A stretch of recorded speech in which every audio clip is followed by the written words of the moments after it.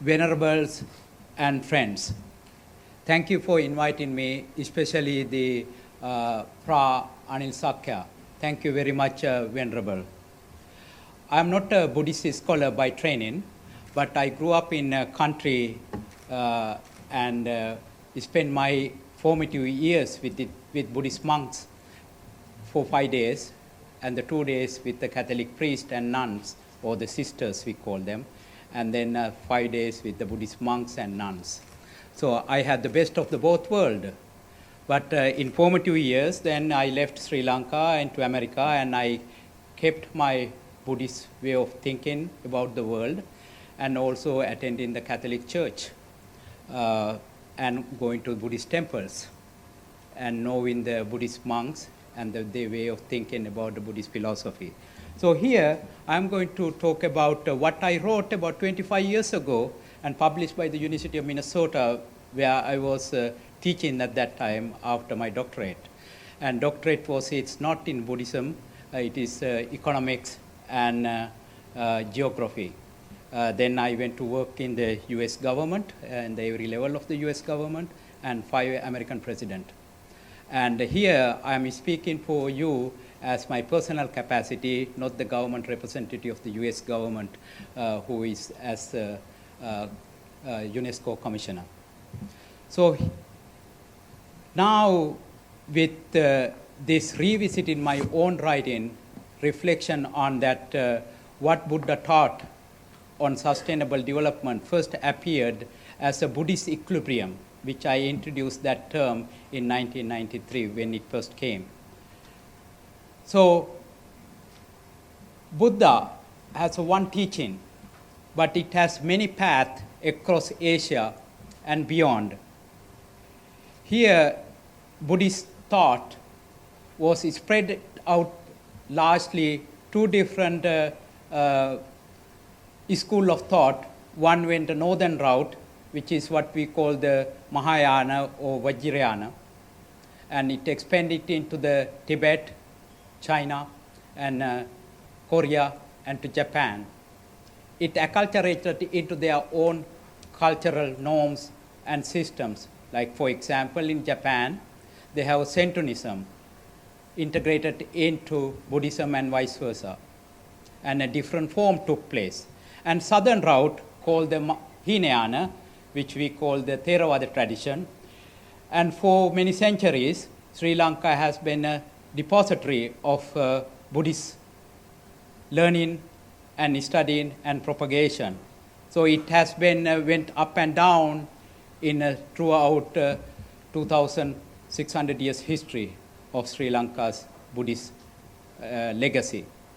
But again, Sri Lanka has both had Mahayana tradition and Theravada tradition in the first 1200, in the first time of the Sri Lanka's capital, which is Anuradhapura, and the second capital was Polonnaruwa. That is where I was born.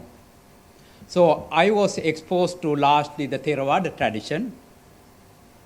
But in a Theravada tradition in Sri Lanka also divided into different Nikayas. So here I grew up in Polonnaruwa, the second capital of Sri Lanka, during the medieval capital of Sri Lanka. So there again, Sri Lanka has one teaching and different pathways to understanding Buddhist teaching.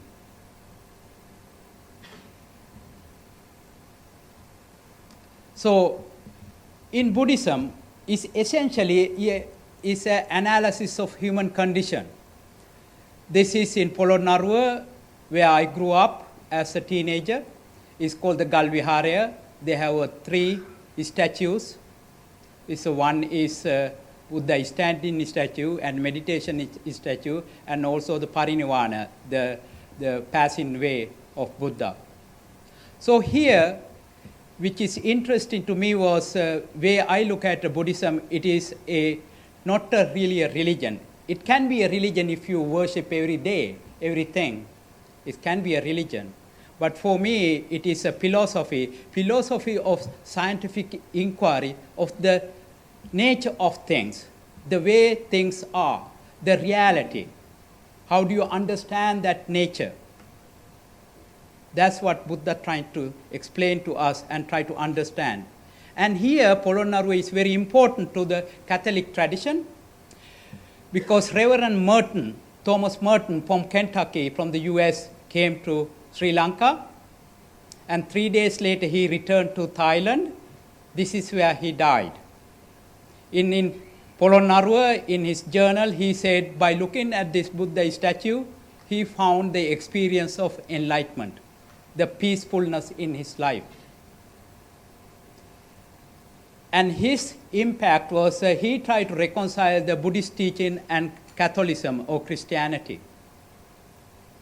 which was very profound impact on the way I look at it, Buddhism as a Christian or a Catholic. And my mother, as Steve mentioned, was a Buddhist, and father was a Catholic, and I have an Irish name, and last name is Portuguese. So Buddhism is only not looking at the human condition, but also human suffering, dukkha. Buddha went in to analyze what this dukkha means, how it come about. And he analyzed in a very, very in-depth ways. Where is the origin? Is there a way to end it? Is there a path to end it? So the way is, Buddha call it a noble eightfold path that Pra Sakya was introducing these ideas in his inaugural speech. So here, Buddha was talking about not only the telling you what to do, but he has a reasoning and he has a logic. So that is very important, because it's not a blind faith for something. There is not something higher than you is going to give you the salvation, but you yourself is the salvation.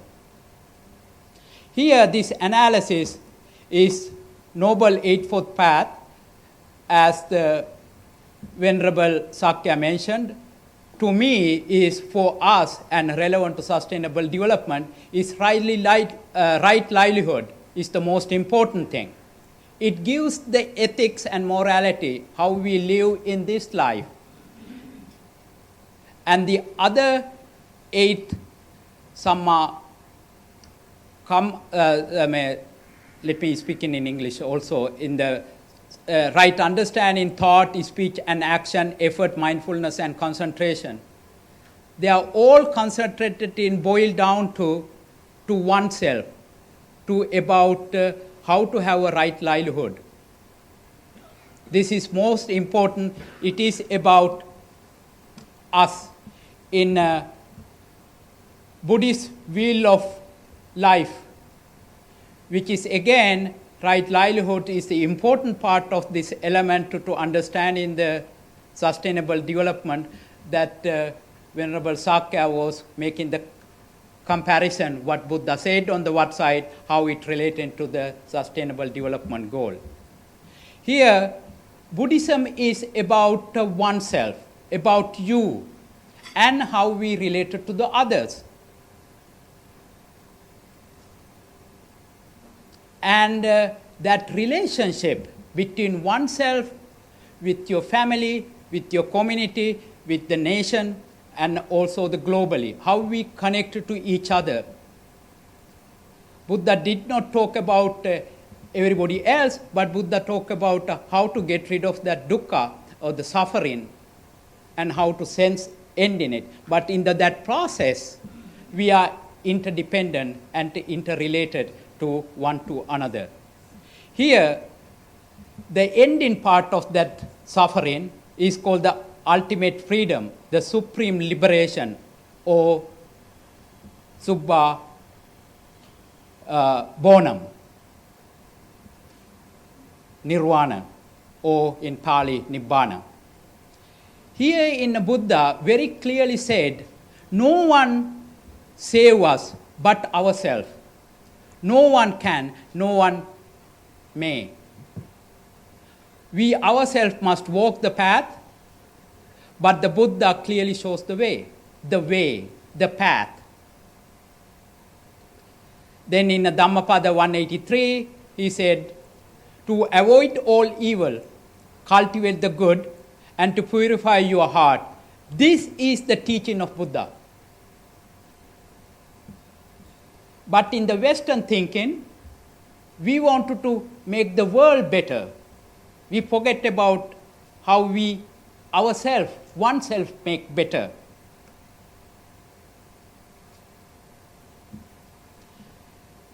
Here, sustainability begins with, therefore, oneself. It begins with you. And that our relationship with the rest of the world based on how you and how oneself govern itself or himself or herself. And then what is the bottom line about? It is about a person, a personality or individual development, individual awakening. Then we go into the community development or the family and to the national development. Then the other issues of the employment. Employment directly related back to circle back to the right livelihood. In order to have all these things, we need to first have the education. And the second most important, Buddha said, it's a health. Health is wealth. So then we need to do, at that time, agriculture most important, and Buddha also said we need to have a place to live, housing issues. And now it's the technology and water issues that earlier presenters highlighted. Here again, how to understand in deep into the Buddhist teaching is everything you need to know about Buddhist teaching is in the law of dependent origination, or dependent co-origin, or dependent arising. In Pali, it is called Patichitma Samuppada. In essence, it says, when this is, that is. This arise, that arise. When this is not, then that is not. When this ceases, that ceases. The mutual interdependence.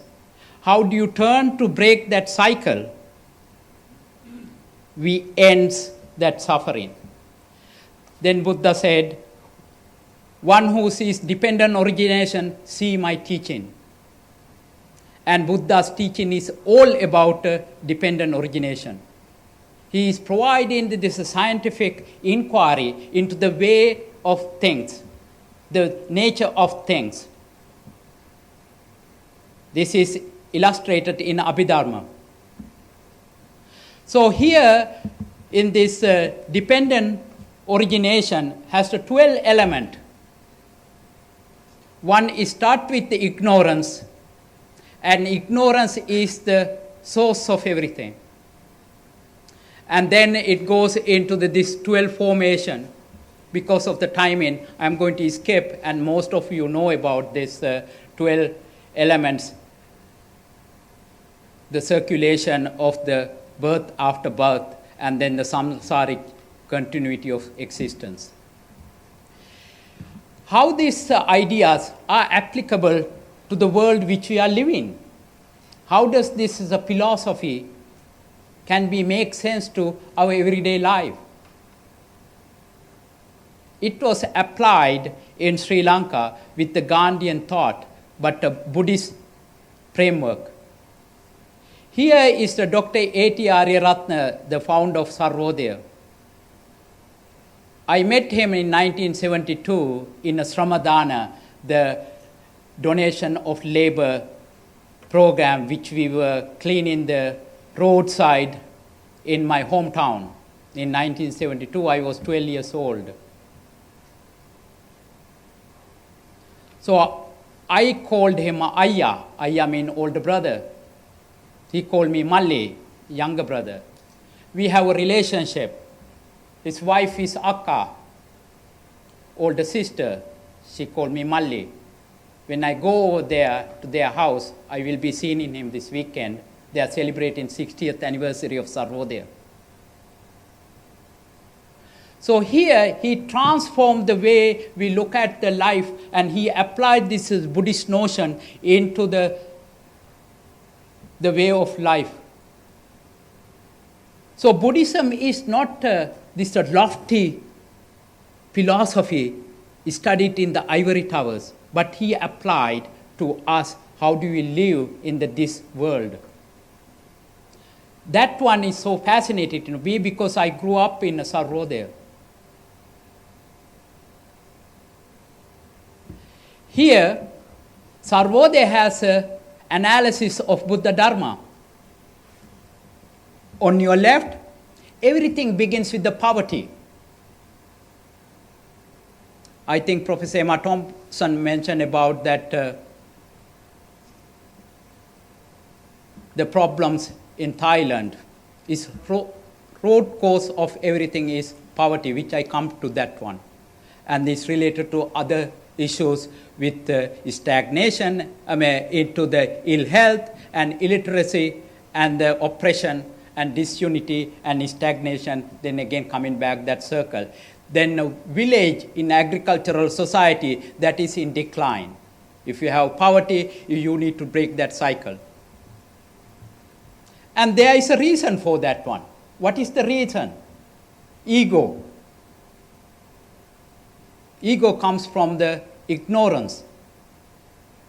That is the birthplace of ego.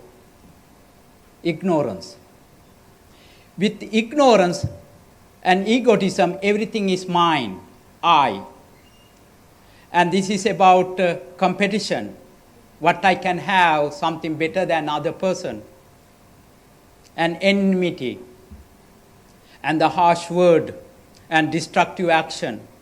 Then it's the inequality result. Then it's again, because it's inequality, then egotism come into play again. So there is a reason. So the Sarvodaya analyze this is how we need to get around it or go beyond it. Then what is the solution? There is a solution. Just like Buddha said, there is a path to get there. So there is the solution. What is the path is Sarvodaya ideas. Mental composure. And then result in action and how to organize not oneself but the community within, around you. And the health, education, and cultural development, and then that lead to spiritual development. So then it can use to find the solution. Solution is getting rid of that ego. When Buddha was asked, I want to find happiness. Buddha said, take the I out. Then he said, what is then? Or then take the want out. When you take the I and want out, or desire out, you will be happy. It was a profound when you think about it. Then here in Sarvodaya said, selflessness. Here there again, we need to be cooperation, not the competition. Sharing, that the Sarvodaya is in essence, sharing of the labor that I started my life when I was even before the teenager. And the compassion for those who are less fortunate than us. We are always rich people and the poor people.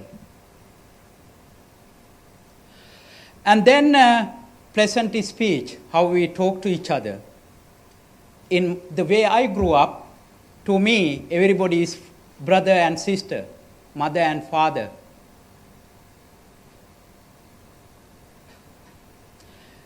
And then meaningful engagement, what you do.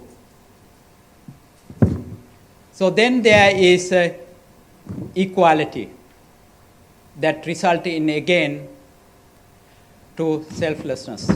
Here again, Sarvodaya analysis is coming down to the self-awakening for sustainable development.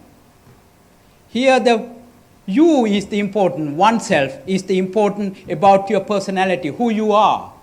That starts with you, and then your family, then the village, then the urban awakening, national awakening, and global awakening. Now we are talking about global awakening at the very top, to the down, to the person. Buddha talked about other way around. You start with you, go to the family, village, and the nation, and to the world. Not the world telling us how to do it, but when you change it, world will change. Here, this idea was first I introduced. When there is a poverty, because there is low resources in the society, both low resource endowment and also resource use, consumption. When there is a low resource at a low income, there is a poverty. The GDP or GNP is lower in those countries. On the other hand, the Human Development Index, or the one now called in Bhutan, the Human Happiness Index, is also low when you are in poverty. We are suffering. We are dealing with not having to meet the daily needs. On the other hand, if you have high-end consumption, like in the most developed countries, in the society that I am living in, Washington, D.C., there is overconsumption, the lot of wastage, unsustainable. When you go on to that direction, the human happiness also go downward. In between is what I call the Buddhist equilibrium, that Buddha talked about. If you use that right livelihood, if you walk on that path, you will find the human happiness, the equilibrium. In Taiwan, the late king was talking about sufficient economy. I think he was referring to this as the middle path. You are neither rich nor the poor. You are happy because you know what is the journey that you are in the process. So here, focusing in oneself is more important through the right livelihood. It was applied into Sri Lanka. It is not a lofty philosophy left in the ivory towers. It can be applied to the lay people and the society at large. And it is talking about, in my term, is Buddhist equilibrium. With that, I want to thank you very much.